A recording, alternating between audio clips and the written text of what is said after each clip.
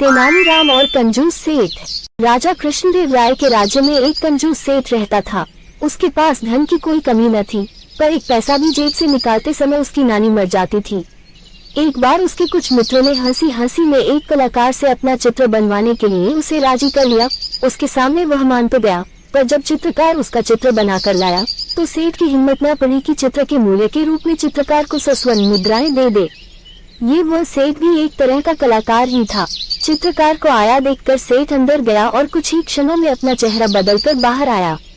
उसने चित्रकार से कहा, तुम्हारा चित्र जरा भी ठीक नहीं बन पड़ा।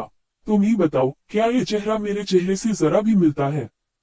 चित्रकार ने देखा, अरे ये क्या सचमुच चित्र सेठ के चेहरे से जरा भी नहीं मिलता था। तभी सेठ बोला, जब तुम ऐसा चित्र बनाकर लाओगे जो ठीक मेरी शक्ल से मिलेगा, तभी मैं उसे खरीदूंगा। दूसरे दिन चित्रकार एक और चित्र बनाकर लाया जो हूबहू सेठ के उस चेहरे से मिलता था जो सेठ ने पहले दिन बना रखा था। इस बार फिर सेठ ने अपना चेहरा बदल लिया और चित्रकार के चित्र में कमी निकालने लगा। ये चित्र भी मेरे चेहरे से बिल्कुल नहीं मिलता। चित्रकार बड़ा लज्जित हुआ। उसकी समझ में नहीं आ रहा था कि इस तरह की गलती उसके चित्र में क्यों होती है। अगले दिन वह फिर एक नया चित्र बनाकर ले गया, पर उसके साथ फिर वही हुआ। अब तक उसकी समझ में सेठ की चाल आ चुकी थी।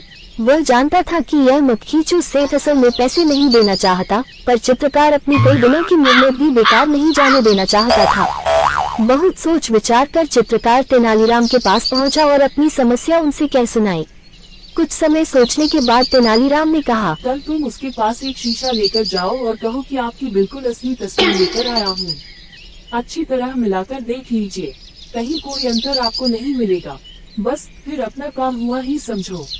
अगले दिन चित्रकार ने ऐसा ही किया। वह शीशा लेकर सेठ के यहाँ पहुँचा और उसके सामने रख दिया। लीजिए सेठ जी, आपका बिल्कुल सही चित्र, गलती की इसमें जरा भी गुंजाइश नहीं है। चित्रकार ने अपनी मुस्कुराहट पर काबू पाते हुए कहा, लेकिन ये तो शीशा है। सेठ ने झुंझलाते हुए कहा, आपकी असली सूरत शीशे के अलावा बना भी कौन सकता है। जल्दी से मेरे चित्रों का मूल्य 1000 स्वर्ण मुद्राएं निकालिए। चित्रकार बोला। सेठ समझ गया कि यह सब तेनालीराम की सूझबूझ का परिणाम है। उसने तुरंत 1000 स्वर्ण मुद्राएं चित्रकार को दे दी। तेनालीराम ने जब ये घटना महाराज कृष्णदेव राय को बताई तो वह खूब हंसे।